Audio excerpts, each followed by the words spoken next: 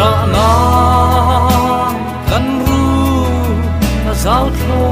ne ka len pui par fulla ya thiak ta mo itha a icha ral theilo chun ni rei in sang khua a sei le si izala bial le khar tum hongan lai mina ka som vel so ram thuana bia thu min